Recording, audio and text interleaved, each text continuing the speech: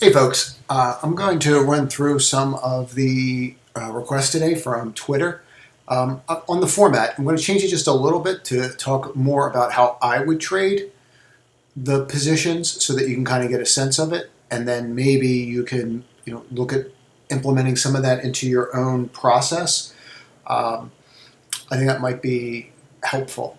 So we're going to run through everything, but I do want to go through the key levels on the Qs on the NASDAQ first. And as always, please subscribe and click on notifications to the channel.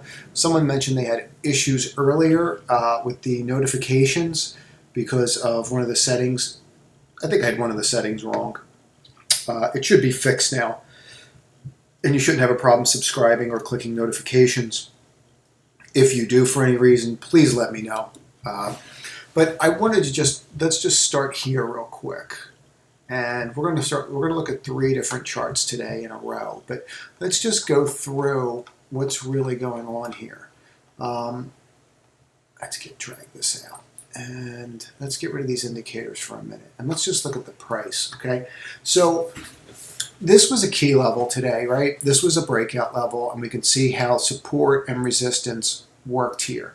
And one of the things we've been talking about in the newsletter, okay, has been this channel, right? And where you're at with it. And you can see that one. You should be able to see this one too.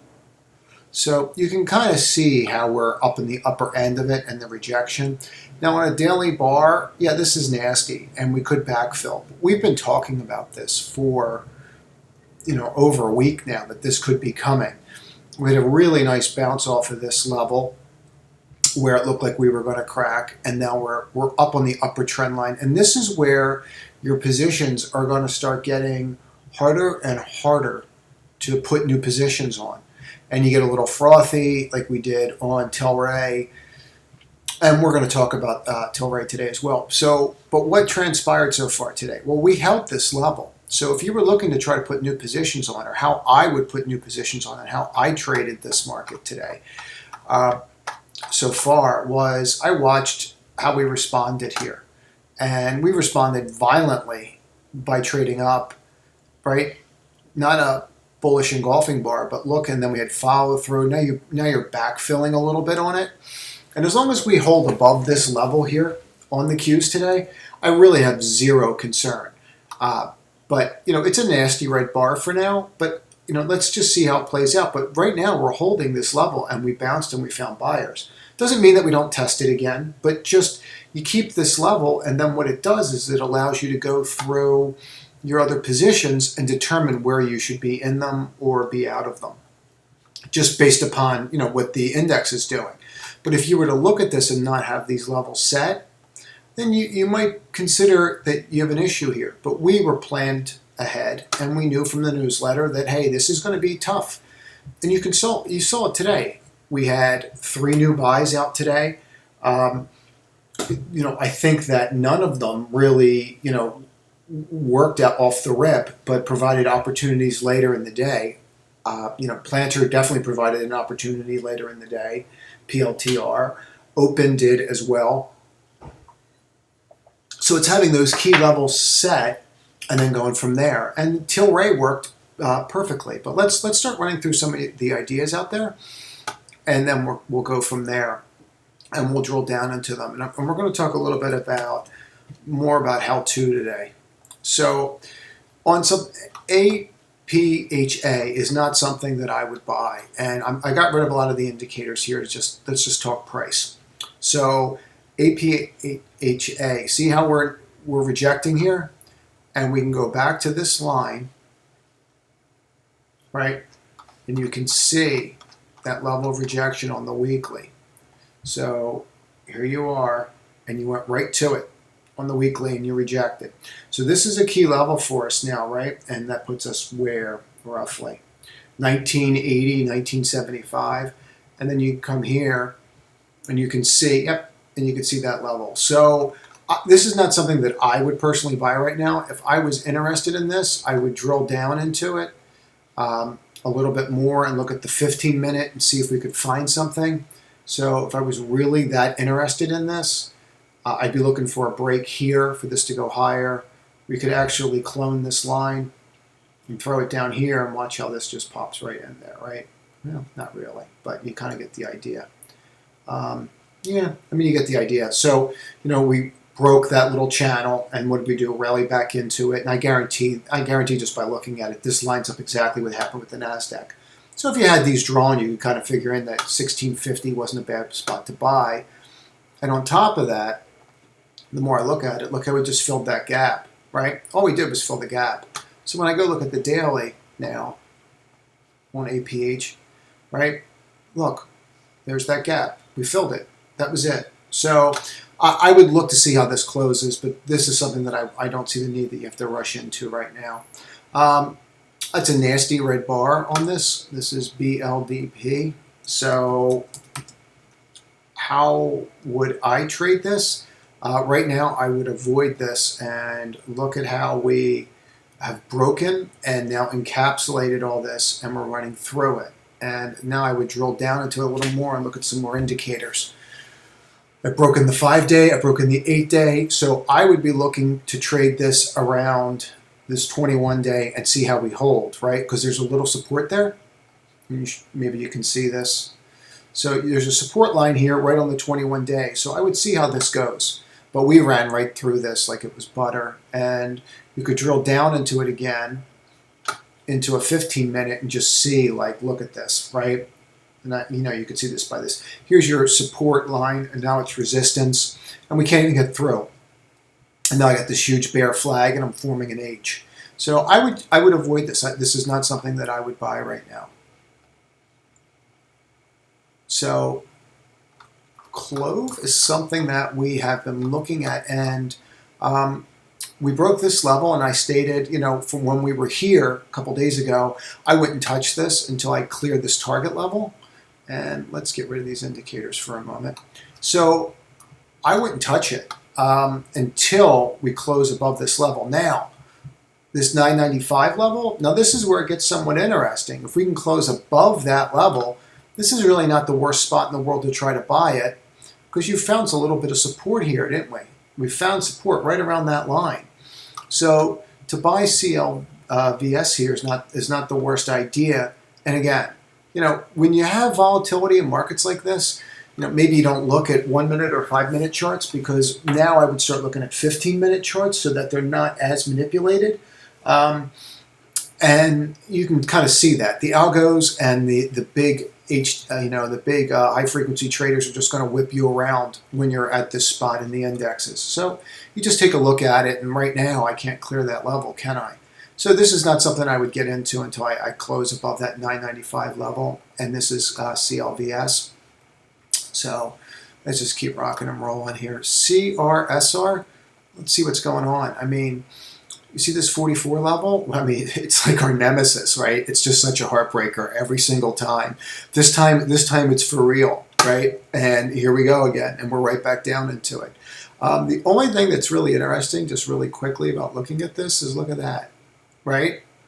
Look at that little wedge. And then what we would do here is what? We already talked about this. We would clone it. And we just throw it up here. See how that goes. And there you are. So now you have a little wedge going on here. This is not something I would be playing with. The way that, and we could throw indicators in and take a better look, but just the way, we're sitting on the 8-day, but just the way it keeps acting and coming back in this channel is just absolutely maddening, and something that would be somewhat troublesome. That this break above it actually finally gave us a falling wedge channel. Those falling wedge channels, they're working here, aren't they?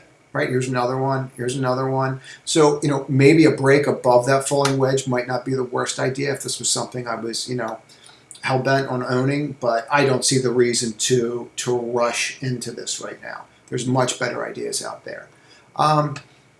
FCX, I was told to look at this again, and, I mean, I get it, right? I mean, you can see this break on the daily, and this is where we were last time. But notice that we're failing this break, and we're at the low of the day, and we're right on the 5-day.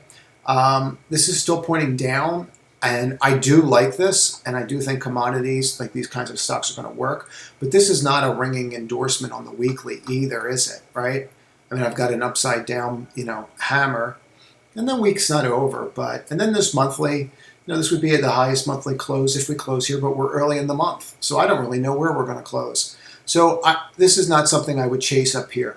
If this market comes in, if this market really comes in, commodities are going to get slaughtered. And we'll see this 25 level again fairly quickly. So I would just watch this, and I would just watch the action, and let's see where we close on that today. But this is not something that I would buy. So Fubu, once again, this is all about key levels, okay? Here's this little trend. We're having an issue with it now, which is not the best. But this 44.78, I mean, this line's just money. I mean, you can just see it, boom, boom, boom, right? We can't close above it. So, I mean, how would I play this? Anything below 44.78, I would be looking at setting up and looking for other patterns that would convince me that I need to be in it. 15-minute pattern really wasn't there. Was there a 5-minute pattern? I mean, you could have this exhaustion bar right here, right? So you can see how this volume just kicked in. You can see how that volume just kicked in, and then there's your bottom. I mean, that was pretty clear. And then you flip here, and now you're above this, and this level could be your stop. And look where they open it up and then gap it and then go. So there was a trigger there on Fubu, and I do like Fubu at around that level. This 44.78 level really seems to be support for it. GameStop, we saw it like a little move on it today. I would just watch these key lines and watch these key levels. I do not see the sense that you need to panic or get out of this if you're in this right now. If you're long it, I don't see a real panic to get in or out. It's just trending. And let's get rid of these a little bit, and we'll be able to see more. And we can see how it's playing with this line, supporting it, getting rid of it, right? Testing it over and over again. And we can see that here. So I don't see a sense in this. I mean, we just pulled back to the breakout. Could this go again? It could. It won't have the same velocity because those people aren't short anymore. If I really wanted to be in this, this is very interesting, isn't it? Right? So maybe a higher high of this tomorrow or later in the week could be a trigger. So you might want to put a line like here, set an alert, and then go from there. Let's go here and go KRTX. So this was our exhaustion run, right? And now where are we? And we looked at these earlier in the week, and they were in that stocks that could move this week, and it moved. You're right against this resistance line where you opened, and then they just gapped us down, and now we're kind of just bouncing around, right? So what do we do here? I would do nothing until we cross this 116 line, and realistically, I might even wait until we make a higher high before I engage in this again. MicroStrategies, we're just going to review this. We talked about this way back when. 631 was a great spot for us to enter. We broke out that bull flag, but what you're seeing now is just absolute exhaustion, right? And now you have a reversal where the open can't even get near the close. So they gapped us down today, which in my opinion is just a screw move. It's a screw bar. So now you're in up here, and then they open you here, and then you think you're going to maybe rally, and you don't. And what does it do? They gap it above a support level, and then they just jam it down on you. Now you found some support around the 5-day, but I would not be running into this. And we talked about this earlier, right? And we talked about these key levels, and you can see them. Maybe let's just do it on the weekly. Maybe that'd be better. So, no, not really. Go back to the monthly here. So, okay. So you can see that key level, right? And we just rejected it. So this was the next key level. We never got there. So this thing needs rest. And this is not something I would be buying here. So NIO, we're having a decent day considering. And here you are on the weekly. Let me just throw this up here real quick. Looks like I'm going to go over 15 minutes. NIO, you have this little wedge where we're just sitting right there. We clear this on the weekly, and I think this goes. You have a high tight flag here, and we held that 54 level. So, this was a pretty classic easy buy right here on this point. And this gave us some really interesting buy spots today on here. So, I mean, this was pretty clear action, right? So if you were looking at buying this today, I mean, you can see the rally. This is just a 1 minute. See how you test, and then you don't break, and then the volume comes in. And when that volume comes in, what happens, right? It just explodes up. Here's your confirmation of that move. And then I stated on Twitter today that you could see this.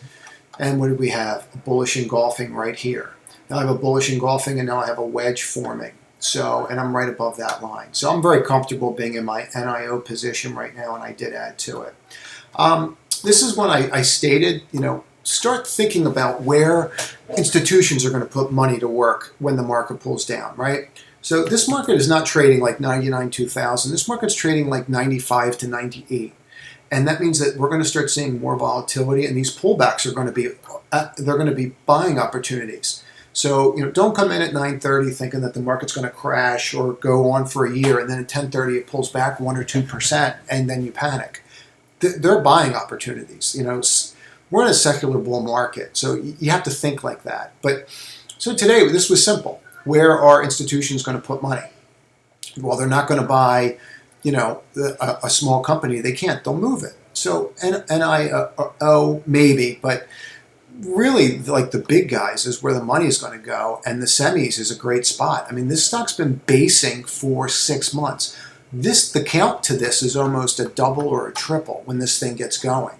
And this is something that, you know, I've considered putting in the newsletter. But let's see what's going on here, right? So this is the 15-minute. Look at the wedge that's forming. So, and look at where our support line was. So this was something that right around here gave a clear indication that we were going to hold. And let's just get into it, right? So here's my waterfall. Here's my retest. Here I am again. Oh, this time it's really going to go. The waterfall. And where does it take us to? Support. What happens at support? It bounces. Now you had no indication of volume here, but you could have drilled down into, you know, other levels to see if you could get a clearer trigger. And then here you are on a 5-minute. Boom, right? A little doji bar, and then you break above that, and then here you go. And now you're in the stock for a $3 stop. So, you know, just start thinking like that a little bit if possible. So we were here. I stated to trim again off the open. I don't know why this shifts like that. Maybe because I have too much stuff on here. You know, we've been in this since 22. I was pretty clear this morning in the supplemental newsletter that went out. And if you don't get the newsletter, please just click in the description. It'll be in there. But I was pretty clear to trim here when we were up 100%. And I think we were up 133% in 9 days. Just trim it, right? And then, you know, you're just sitting around all day waiting to see what happens. We pulled back. Okay. Are we still above our key level? Yes. What do we do? Nothing. There is nothing to do here. This can be a $100 stock. Okay, it's not going to go straight up. Look where we are on the weekly. We're about to close above that. So I guess I can get rid of possible target since now it's hit our target. So we're up dramatically on this. This move is not over. This volume is not going away. So, and finally, this is the weekly on ZM. And look at how we're reacting to this 21 week. I'm very comfortable with this trade. You know, and there was our pivot. Let's get rid of this since we don't need that anymore. There's our pivot, and we're not even making a lower low. Now we're starting to get to the point where, geez, when it hits the 5-day, we're getting buyers. Here's our support. Did we even get close to testing it? No. I just have this nice little pattern, and I could even be up on the day. So there's really nothing to do here. So that's it. Any questions or concerns, or if I wasn't clear about anything, just shoot me a message on Twitter or here on the comments. I'll respond to every comment that's on this YouTube. And that's it. Have a great day.